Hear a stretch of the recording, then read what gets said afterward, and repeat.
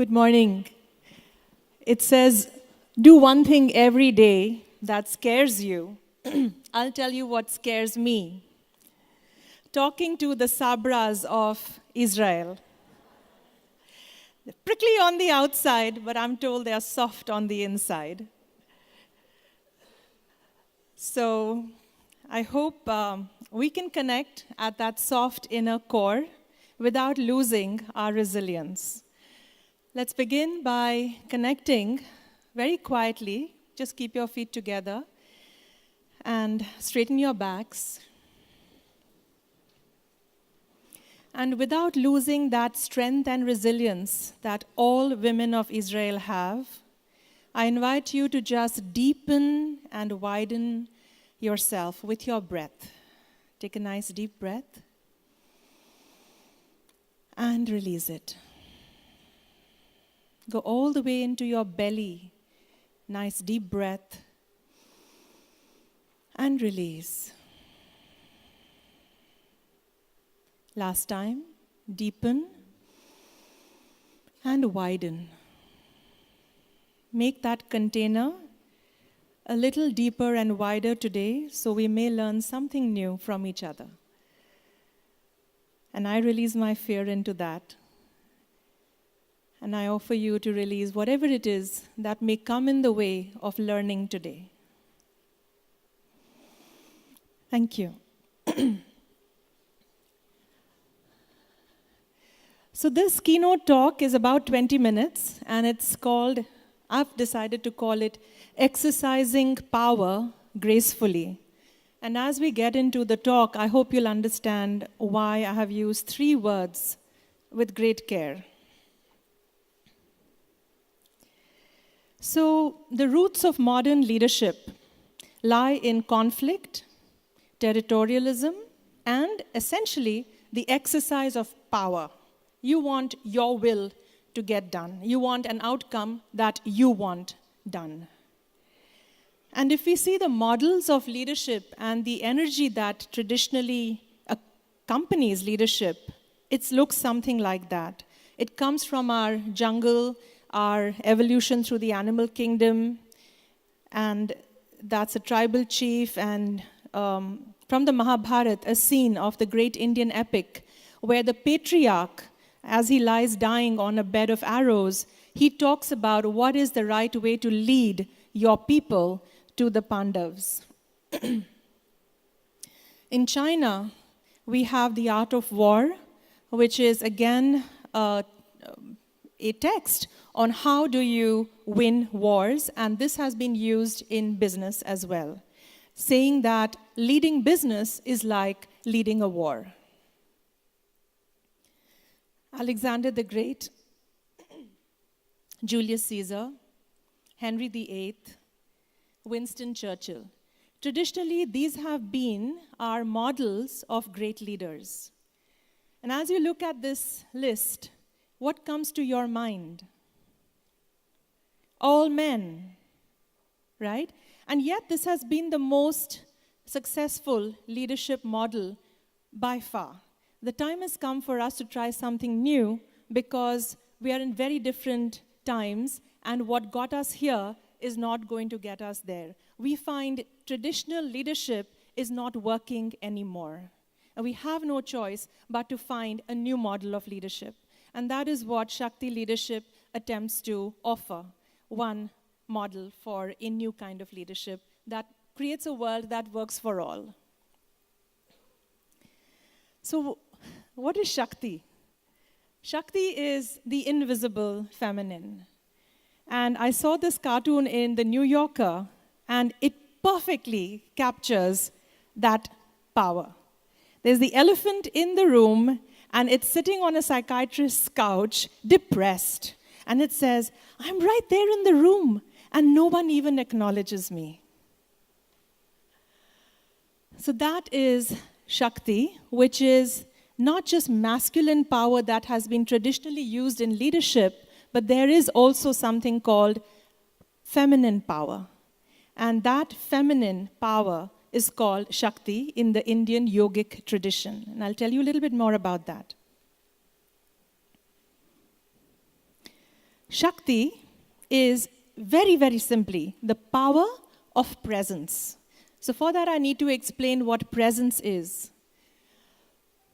Presence is a state that all of us can access when we are not in our ego, when we are not in our typical, conditioned, everyday, ordinary state of behaviors.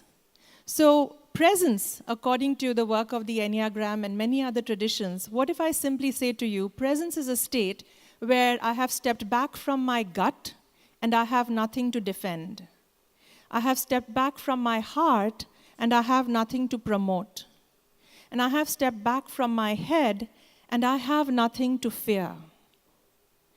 When I can step back from one of these three places, which is where we typically tend to go when we feel threatened, we tend to go to one of these three places. And then we get into our automatic old behaviors of fight, flight, survive. But to discover something new, we need to go beyond those behaviors. So when I step back from my head, my heart, and my gut, I can stand in a ground of pure presence, which is like standing in my spine. When I stand in this spine, I become aware that I am here now. And I discover that there is a power that is moving through me anyway. I don't have to do anything. It is moving through me. This is called Shakti. It is growing my nails. It is growing my hair. It is moving the cosmos. It is the power of evolution which is underway regardless of what I do. Right? And when I can tap into that primal power, I am a force of evolution itself. And I become aligned with where evolution wants to go. That is a supreme power. So the power that comes from that presence, you discover all I need is within me. All I need comes to me. And all I need flows through me.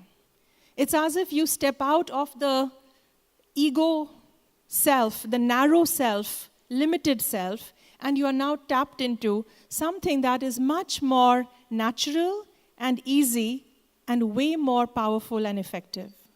And this is the practice of all spiritual traditions, all consciousness traditions, which are trying to understand how do we become free and fulfilled. If we really want to be free and fulfilled as human beings in the short time we have on this planet, then there must be another way to live. And these are the practices that get us there. So presence, any way that gets you to presence, is your path. You don't have to choose only one. You can try different until you find the one that works for you. But when you can step out of your ego, you step into presence, you are now working from a totally different power base. That power base is Shakti. Okay? So we go a little bit deeper into that. Shakti is, therefore, the regenerative and creative force of creation. It fuels evolution. It animates consciousness, and it drives change. So leadership talks about, modern leadership models out there are talking about becoming more present, being, having presence, presencing things. What I would like to add to that idea is just pure witness, mindfulness, awareness is sterile. You need to drive change from that place, and that needs fuel. That needs energy. Imagine if you had an amazing Mercedes-Benz car, fabulous, but there's no gas in it. It's very important to have that gas in that car, right? So Shakti is that fuel that has to move through you. So what is the fuel you are driving on, is what you have to ask yourself. Why is Shakti called feminine? Simply because in the Indian idea, like in the Chinese system, we have the yin and the yang, the duality. The masculine is considered Shiva in the Indian tradition, which is pure awareness, witness, mindful, completely aware. But to be active, it needs the feminine power, Shakti, to create and to manifest. And therefore, because this power, this principle creates and generates, it's called the mother. It's called feminine. It has the capacity to give life. So I want you to check in. What is your power base? A very quick check to understand where are you operating from? What fuel is your car running on? So true power is win-win. There is a power-with approach you have. And this is something I heard yesterday on stage, that Saloona was honoring Hot as Hell, was it a company like that? And it was fantastic to hear that when you understand to really win, you have to win-win. And you get to a place where you don't see the competition as your enemy, but you see it as a very good sparring partner to raise your game. And everybody's game gets raised in the process, okay? So true power is when it's not a win-lose, zero-sum game, but you work with power. You work with power, and it becomes win-win. And it's the force for greater good. It's not about just me winning and you losing. And this power is Shakti. It's an internal source. It's unlimited, and it cannot be taken away from you. I often say, as humans, we are like fish in the water dying of thirst when there's an entire ocean to drink from. And we're fighting on these little batteries. I'll take your battery or you take mine, right? And we're fighting. So can we instead find the real unlimited power that's within? And when we operate from this power, it lasts. Whatever we create lasts. Versus false power, which is win-lose. It's a power over or power under. You give your power away to something by mistake. It's the force of narrow self-interest. And it's based on privilege. You know, what is your visiting card? Are you the boss of the company? Are you white? You know, what it gets privileged in our society. The male is privileged over the female. The West is privileged over the East. People with money are privileged over people without money. So we have created these privileges, and then the game becomes about who has more privilege. And money and power becomes the only game in town. Okay? So unfortunately, because we then depend on these external source of getting power from these privileges, it's a finite amount. It can be taken away from you. Tomorrow, I often ask CEOs, if you were not CEO, when you retire, can you walk into a room and command the same kind of respect and the same kind of response? If you can, then you are operating from your Shakti. You are not operating from the privilege of your designation. When we operate from false power, ultimately we discover it fails. We think we've created and generated something, but it cannot last because it's not sourced from that regenerative wellspring. You've got to keep pumping it with energy from the outside, and it's exhausting.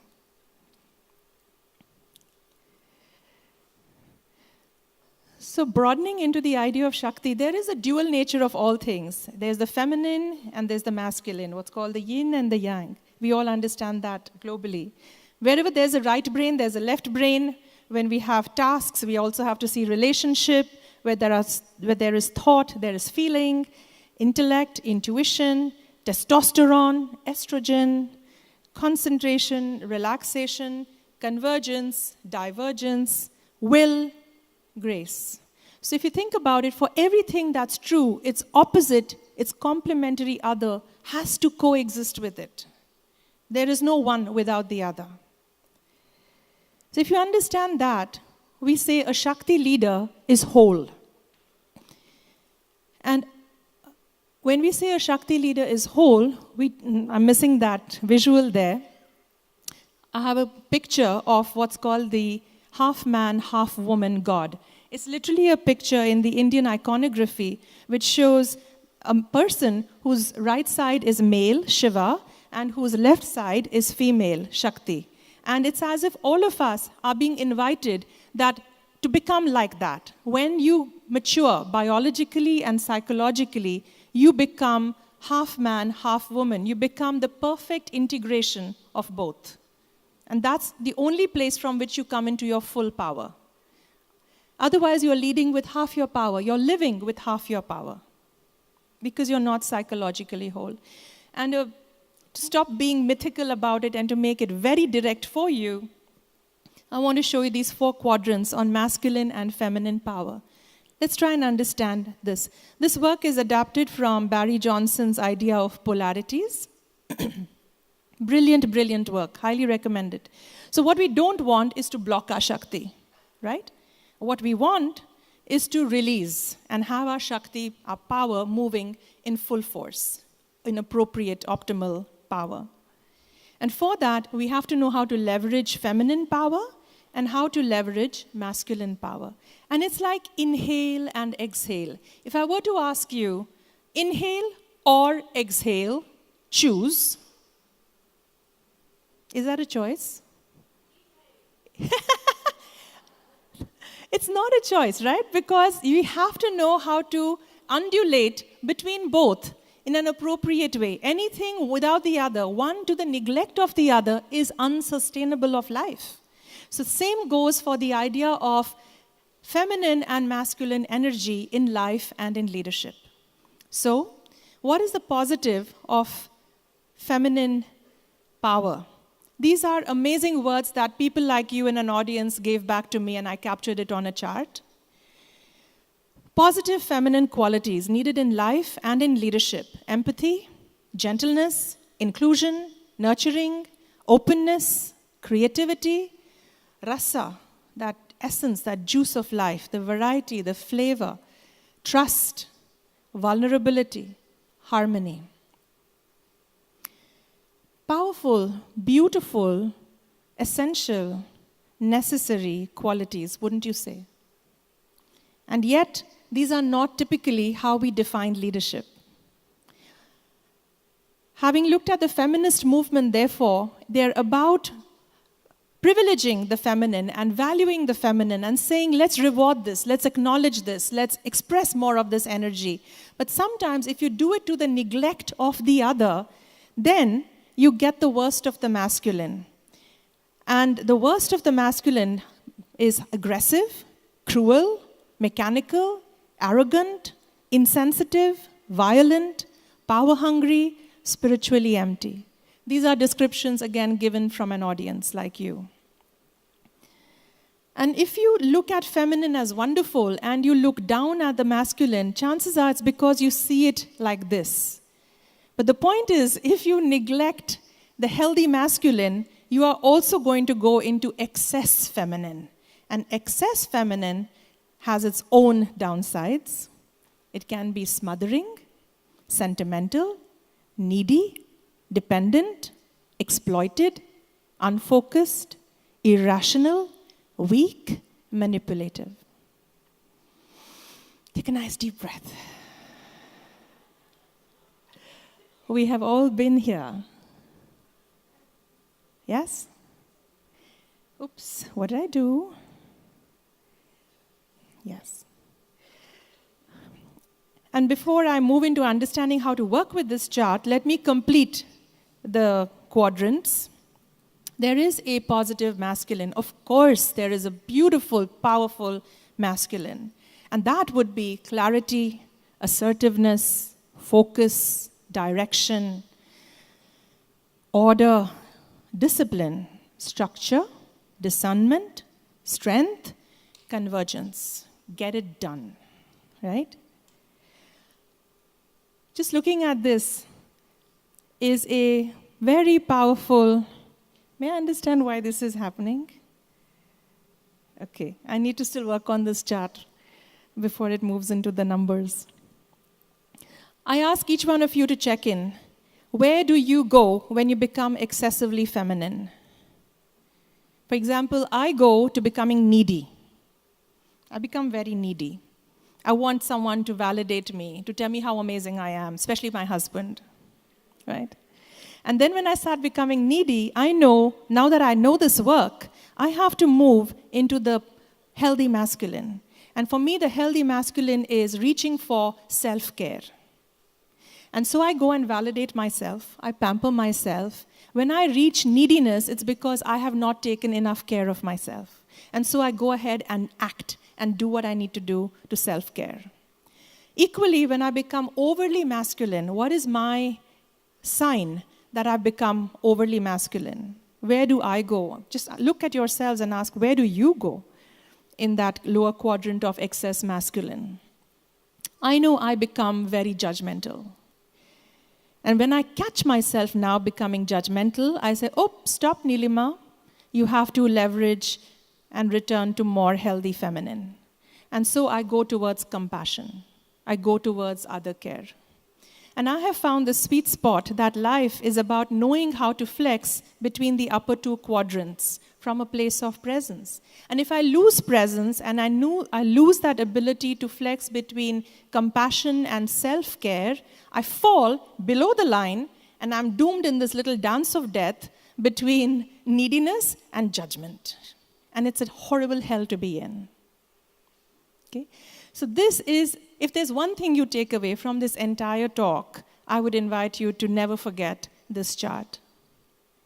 Catch yourselves when you fall below the line and you know what you need to dial up on the other side to move into healthy leveraging of masculine and feminine energy. And when you can do that, you unlock your full power. You come into your full Shakti when you have leveraged both your feminine and your masculine energy.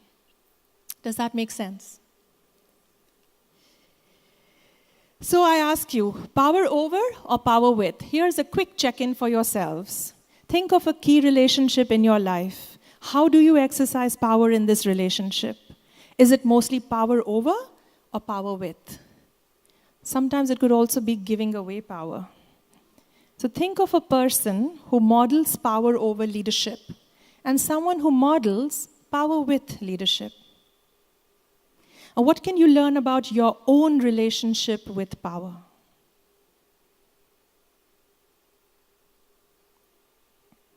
How can you watch for power over dynamics? Catch yourself and shift to power with dynamics from now on.